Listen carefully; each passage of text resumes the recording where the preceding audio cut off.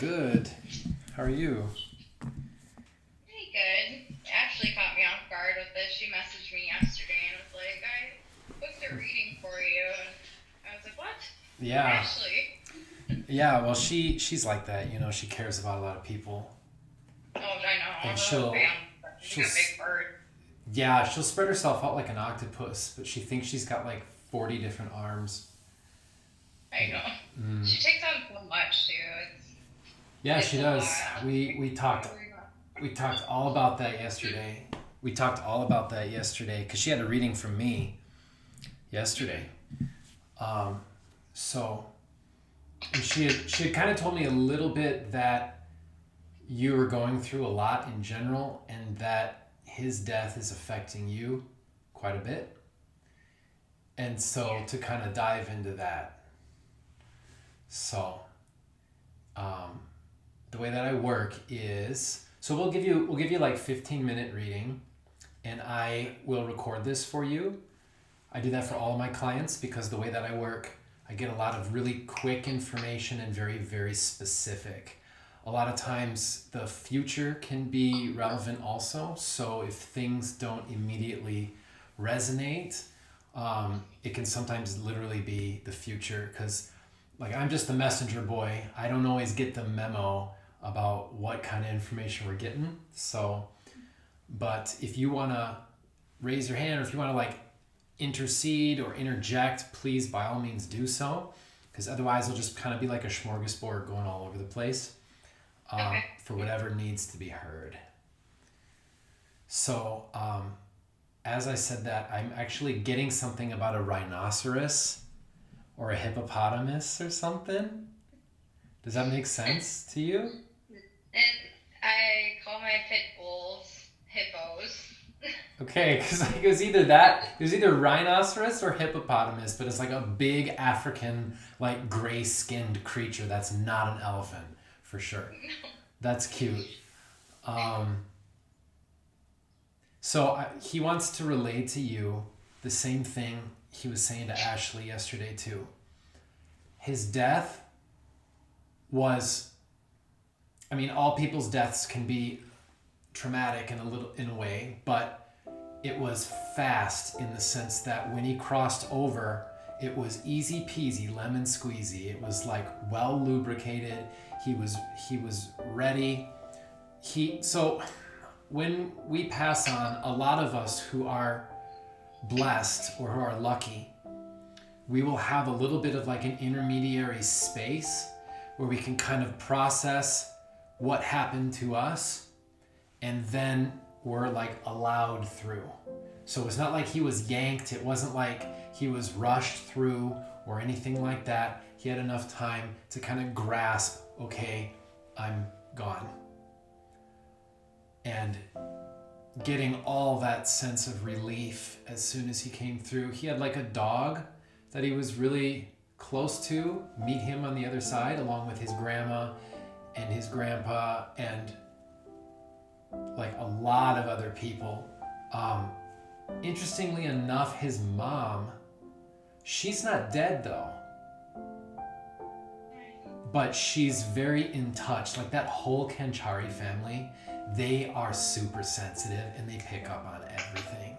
Whether or not they like embrace it is another story.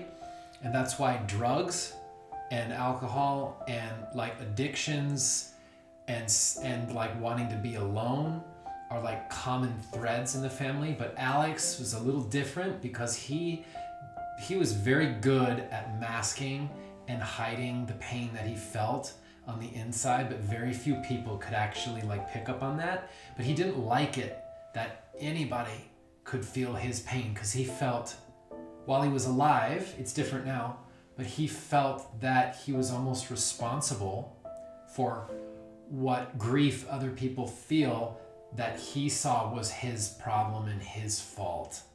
So it was not a suicide, okay?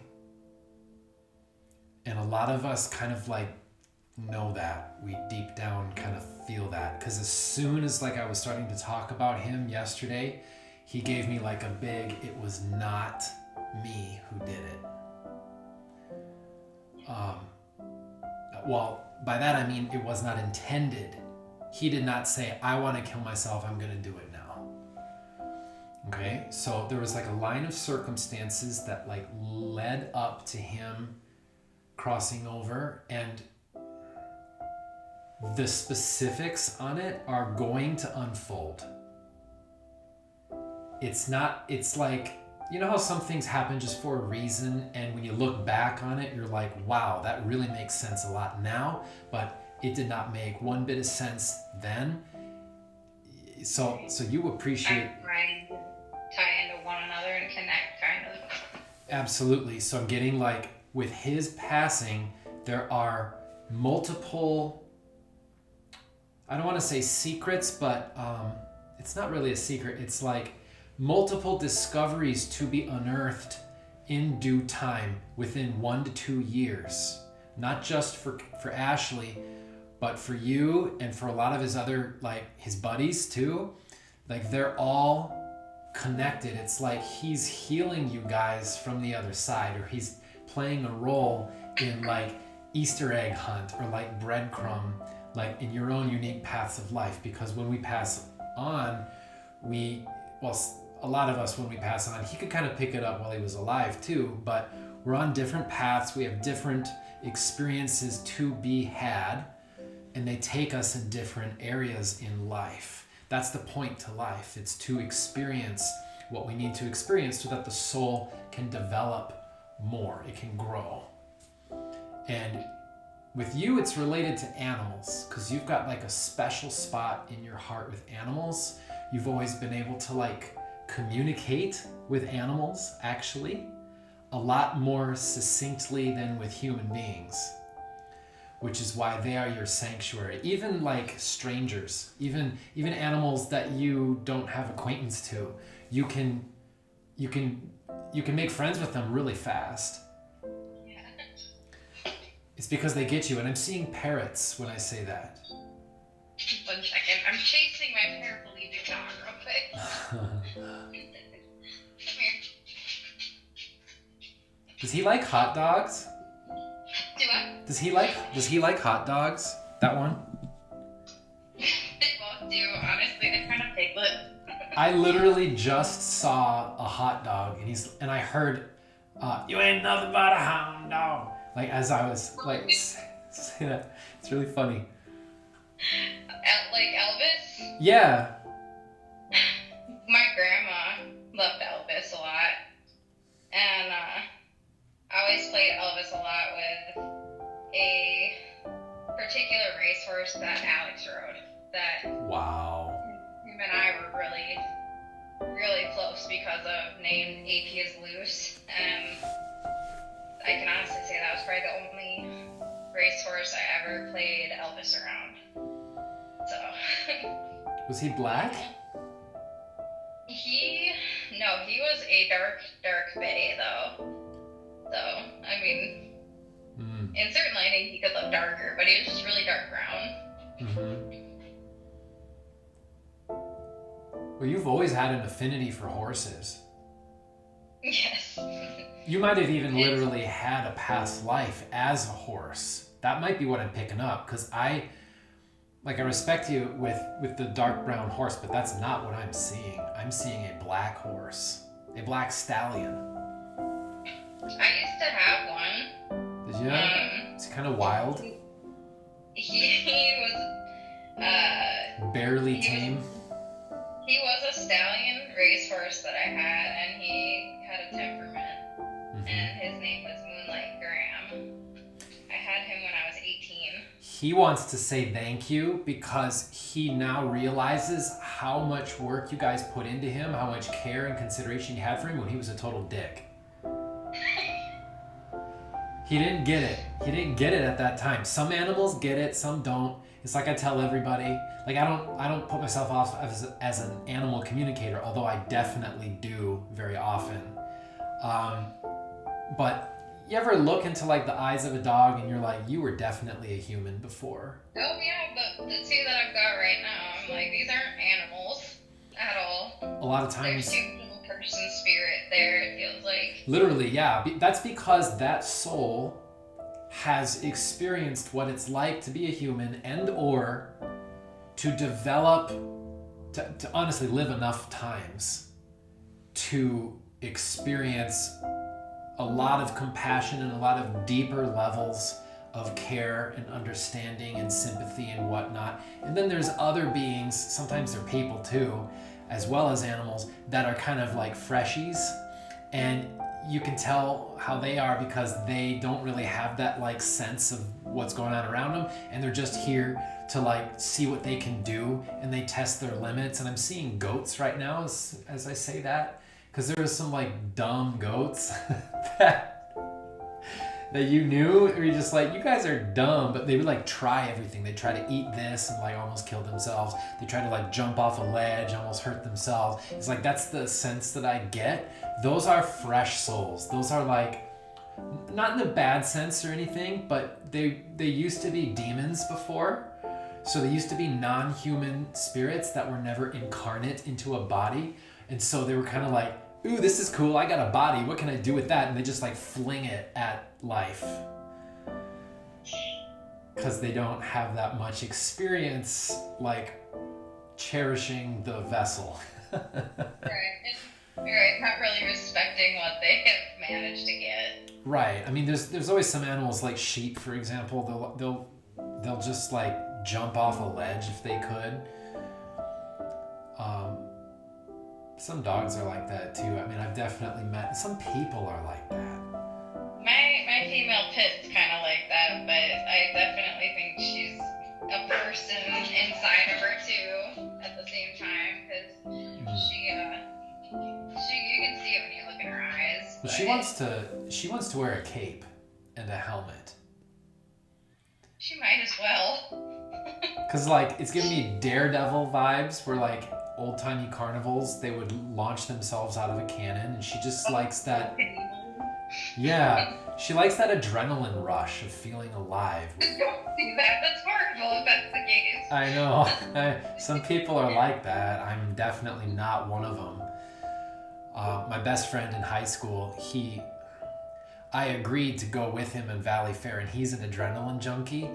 And see, I've lived enough lives and I've died enough traumatic times that it's been like ingrained in me ever since I was a kid to not do that. Like, I'm not about that. I don't want to push the edge to be like, ooh, am I dead? No, I'm alive. Thank God. It's like, well, I know that already while standing on the ground. But she's like that. She's like in that category for sure. Well, to each their own. Right. You're working a lot. You're working way too much. And you put your head down, you do what needs to be done, and then at the end of the day, when you've got stress that you need to unload, you kind of put that on the back burner and put everybody else's needs before your own. I think that's why you're good friends with Ashley, because you guys relate in that way.